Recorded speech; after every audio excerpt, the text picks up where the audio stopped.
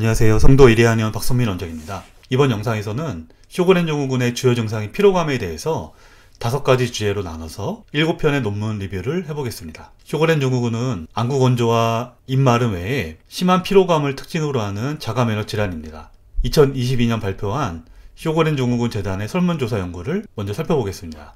이 연구에는 총 3,622명의 쇼그렌 증 환자분이 참여했고요. 50% 이상의 환자분들께서 가지고 있다고 보고한 21가지 증상 중에 세 번째 비율로 많은 증상이 바로 퍼티그, 피로감이었습니다. 88% 환자분들께서 불편하다고 호소를 했고요.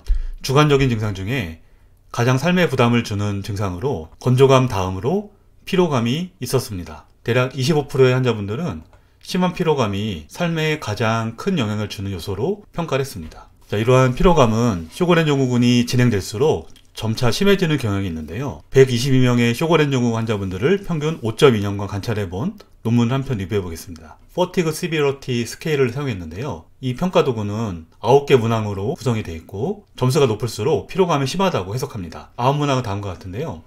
피로하면 의욕이 감소하는지, 운동 이후 피곤해지는지, 쉽게 지치는지, 피로감으로 인해 신체 활동이 감소하는지, 종종 문제가 생기는지, 지속적인 활동이 제한이 있는지, 업무나 책임감에 지장이 있는지, 내가 가장 겪고 있는 힘든 문제 안에 포함이 되는지, 피로감으로 인해서 직장과 가정, 사회생활에 지장이 있는지를 평가하는 도구입니다. 120여 명 환자 중에 피로감 점수가 4점 이상인 사람은 5년이 지나는 동안 약간 증가했고요. 피로감 점수가 5점 이상인 사람들은 조금 더 가파르게 증가했다는 것을 알 수 있었습니다. 이 논문의 결론에서 평균적으로 5.2년이 지나는 동안 피로감은 약간 증가했지만 통계적으로 의미 있는 수준은 아니었습니다. 하지만 30%의 환자분들은 임상적으로 의미 있는 정도로 피로감이 증가했고요. 피로감을 심하게 하게 하는 요소를 분석해 봤더니 초기에 자가항체 농도가 높은 정도는 피로감과 약한 상관관계가 있었습니다. 또한 침묵이랑이 적은 상태에서는 피로감 증가와 상관관계가 있었고요. 초기 건조증이 심한 정도도 피로감의 정도와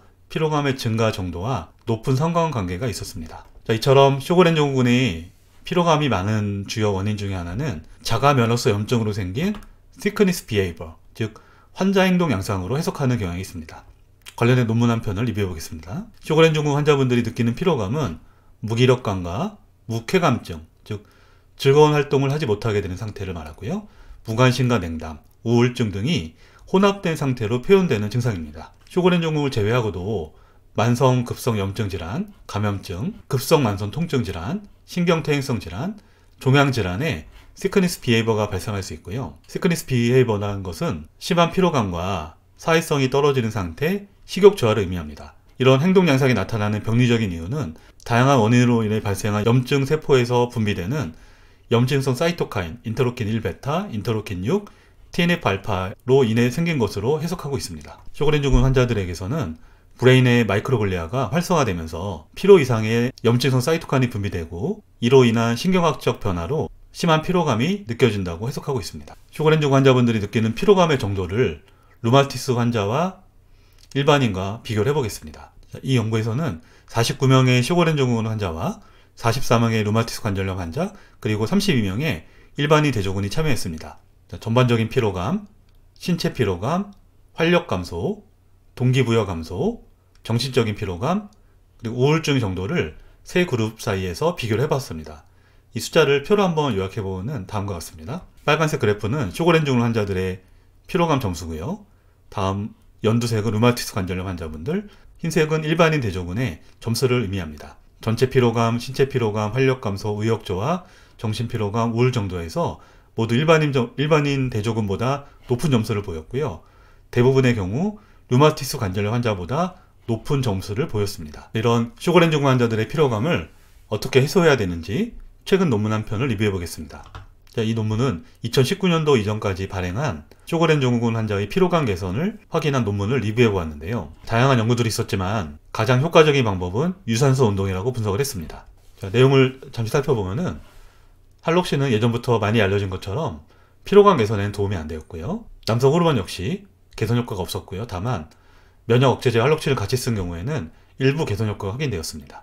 2018년도 나온 연구에서는 24주간 한약을 쓰고 나서 쇼그렌 증후군 환자들이 피로감이 의미 있는 정도로 개선되었음을 확인하였습니다. 그 외에도 다양한 생물학적 제제는 쇼그렌 증후군의 피로감 정도를 개선할 수 있었습니다. 하지만 이런 면역 억제제들은 단순한 피로감 개선에 사용되지 않고요. 심한 합병증이 있을 때만 사용을 고려해 볼 수 있겠습니다. 또한 두 편의 연구에서 적당한 유산소 운동이 피로감을 개선할 수 있다는 것을 확인했는데요.